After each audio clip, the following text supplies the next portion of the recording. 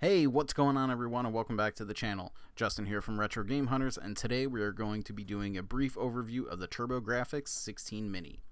Now, the TurboGrafx was developed by both Hudson Soft and NEC Corporation and released in North America on August 19th, 1989, and the PC Engine was released on October 30th, 1987.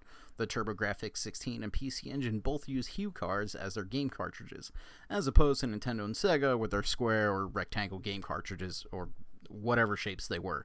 You know what? Doesn't matter, because today we're talking about the one and only TurboGrafx-16. When the TurboGrafx was released, it was a bit bigger than its Japanese counterpart, the PC Engine. I'd imagine that's because it was supposed to be more in tune with the whole America likes things bigger, and the mini console variations aren't much different. The TurboGrafx-16 Mini is still larger than the PC Engine Mini. All in all, I gotta say, the build quality is pretty solid.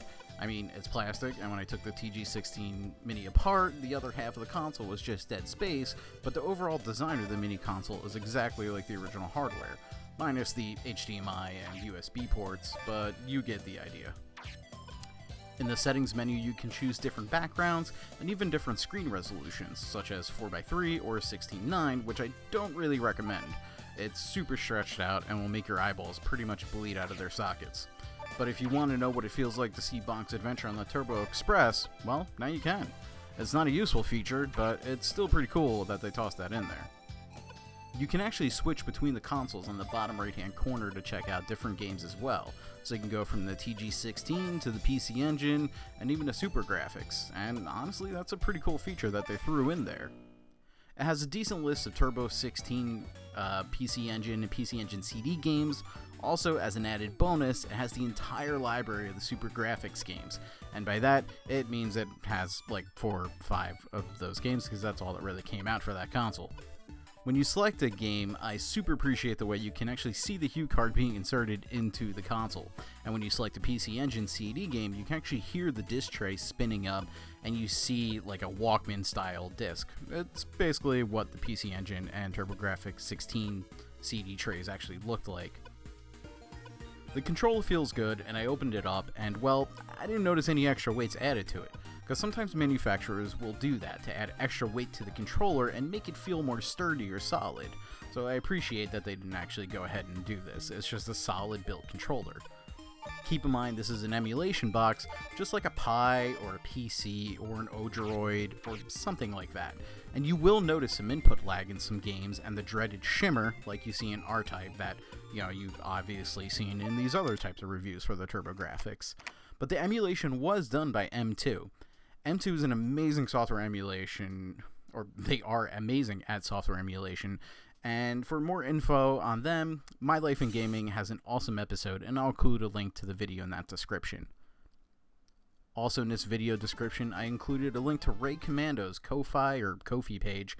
Here you can find a whole cheat sheet he created to either access some of the hidden arcade versions of games or add extra lives, like you probably noticed me doing during the video.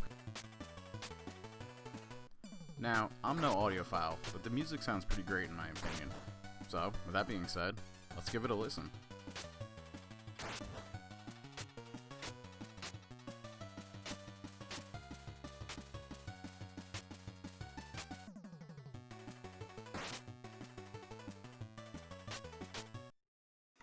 Listen, I know I'm older than probably a majority of you guys watching this, but that sweet, sweet sound of a CD tray spinning. Ah, it's the best. It's music to my ears. Literally, because I put headphones on and then I would listen to my Discman. Yeah, it was good. It was good. You missed out. This does have Castlevania Rondo of Blood, but it's in Japanese with the German narrative. If you really want to play this game, and I highly recommend that you do, you can find a ROM hack with English PSP audio and English text from romhacking.net.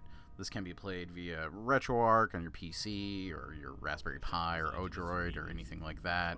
But your best bet is most likely going to be with a Mr. FPGA or an EverDrive on original console.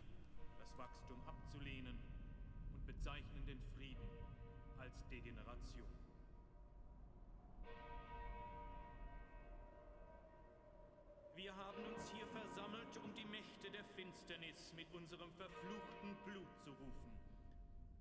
Wir wollen, dass sie die Welt regieren. Wir erwarten lächelnd den Niedergang der Welt.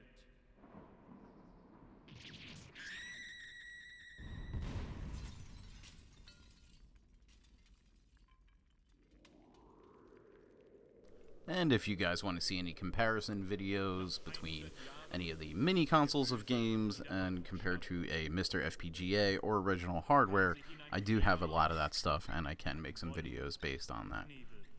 As always, I really want to say thank you for checking out the channel, and if you can hit like and subscribe and maybe even that little annoying bell icon, it's always super appreciated. And while you're at it, you know, subscribe to any other videos you guys like for any of your other favorite YouTubers, and, you know, like their channels as well. This helps us all out, and it gives us the ability to keep going and create more content for you guys. With that being said, I know the world's a little crazy right now, and I just want to say thank you, take care, and just be a great human to each other. Thank you. Have a great day, everyone. Bye.